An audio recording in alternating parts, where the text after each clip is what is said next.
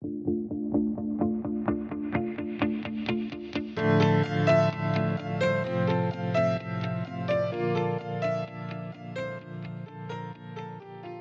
everyone, welcome to Home Therapy. It's your host, Anita Yokota. This is the podcast where we break free from our negative thoughts about our home and ourselves. As a licensed therapist and interior designer, I'm committed to bring you raw, relatable, and revealing home therapy sessions to help renovate the real in all of us. But guess what? It won't be all serious business.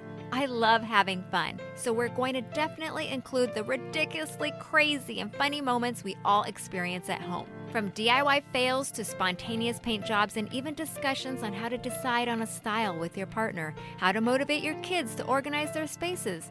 Sound familiar? I get it. Even as a designer, I'm right here with you, navigating through these challenges and sharing the journey.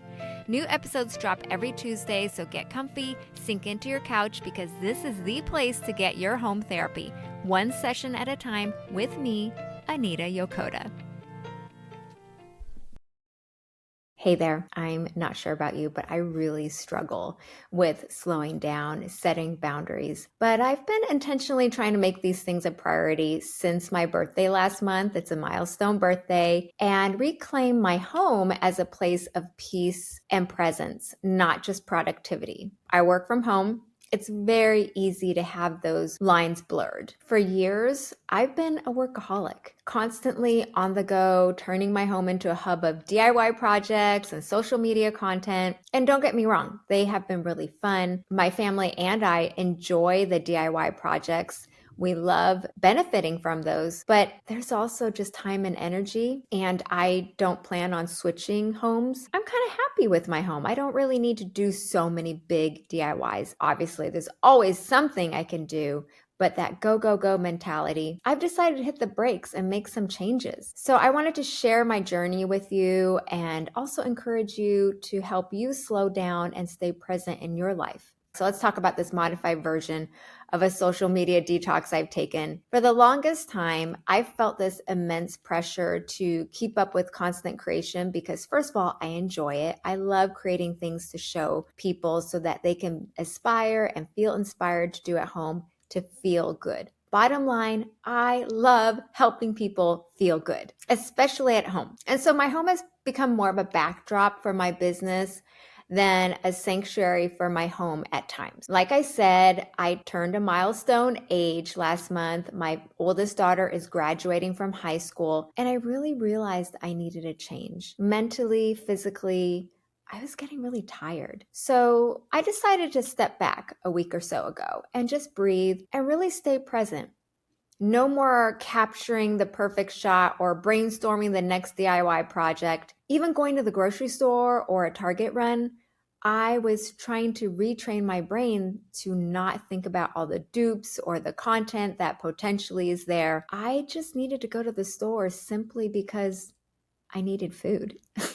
Sounds weird, right? But it's so true. So for me, instead, I'm focusing on cherishing the memories we're making as a family. I really want to cherish this time because once my oldest daughter goes to college, our family dynamics changes forever. Even when she comes home, she's an adult now. She is on her own and learning to navigate her new journey. And I'm so happy for her. But that's a big change, right? And I don't want to look back and regret that I focused too much on social media content and I forgot to enjoy my family. This shift in perspective has been very, very liberating for me. In my book, I have a chapter on individual domain, and that's all about focusing on your self-awareness, how you can grow as a person. And I talk about the importance of not being on autopilot mode at home. It's about staying present and intentional in our daily lives. I introduced the concept of an intention tray. If you're not familiar with it, it's a metaphorical tool, but also a decorative tool to keep us alert to our needs and the needs of those around us. Check out my show notes for the link for my book on Amazon. It's very, very helpful and so many pretty pictures to show you what kind of intention trays you can use. I love encouraging myself and my clients to use this as a way to be mindful and stay grounded and truly making our homes that haven of relaxation and joy. Now, My home has been a playground for countless DIY projects, everything from crafting, home decor, upcycling old furniture. And these projects have not only been part of my business, but also a major feature on my social media. While I love being creative, the constant need to produce content started to overshadow the simple joy of making and living. I don't want to seem like I'm complaining here. I get this opportunity to show you my inspiration and my creativity. For me, it was just finding that balance again. So, what kind of boundaries am I setting?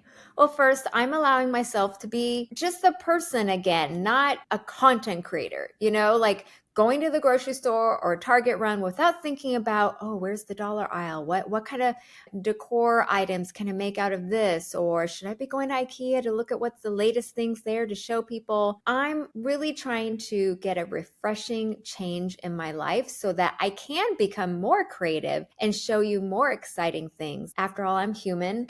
And with no break since 2017, when I started my Instagram account and my blog, it's just been a journey to find that balance. Recently, I'm carving out tech-free times and spaces in my home just to be present with my families, having more meals at the dinner table, not rushing meal times. I also want to do more hobbies that I've forgotten, playing the piano, sketching.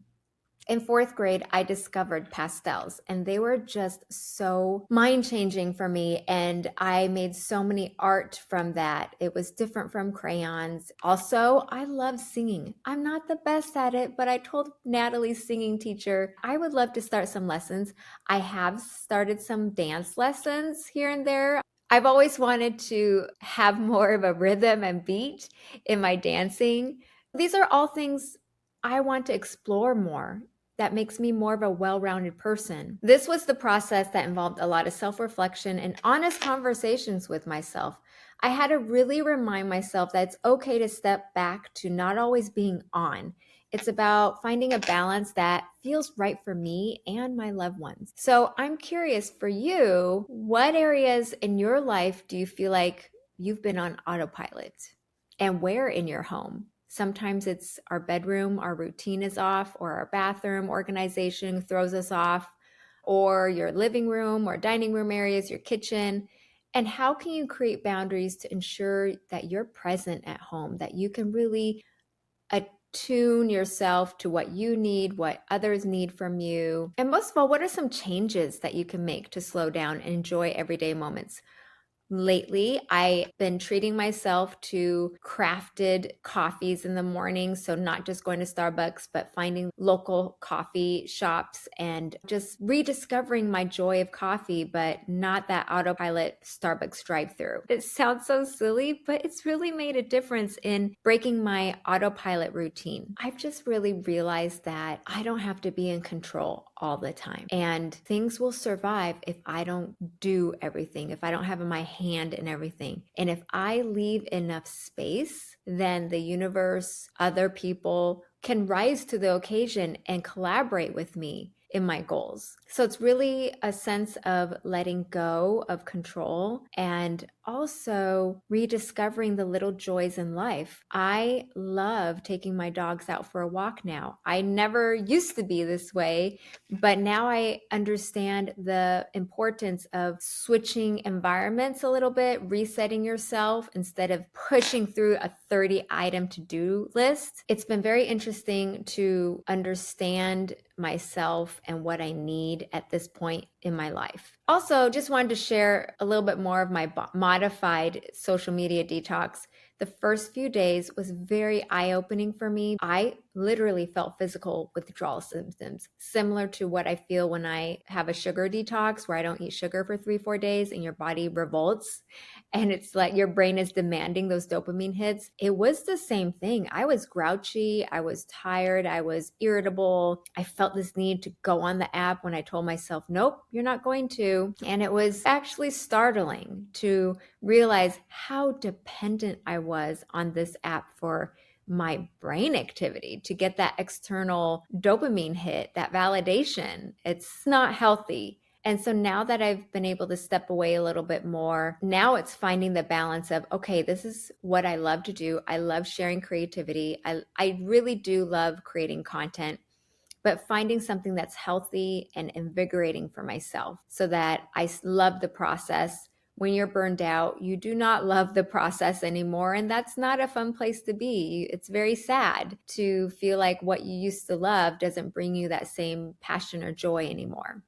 What has not changed is my connection with you. I love, love, love, love my connection with my audience, with my listeners and my viewers. That's something that I cherish, and I wanted to take the time to thank you for. I am so grateful for you. So keep listening, keep watching, because I'm still here and I'm excited to share more intentional quality content with you.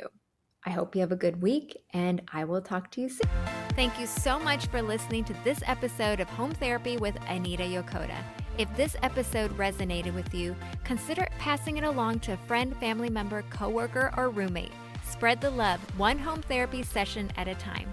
New episodes of Home Therapy are released every Tuesday. Subscribe to this podcast and never miss an episode. To leave a rating or review of the show, head to Apple Podcasts and let me know what you think. I love hearing from you. Not to mention, you can stay in touch with me throughout the week, seeing behind the scenes info and sneak previews of upcoming guests by subscribing to my website, anitayokota.com. All information about today's show and guests will be linked in the description of this episode. Thanks again for listening. I adore our time together so much, guys. Let's keep our intentions focused and calm, and as always, use your home as therapy.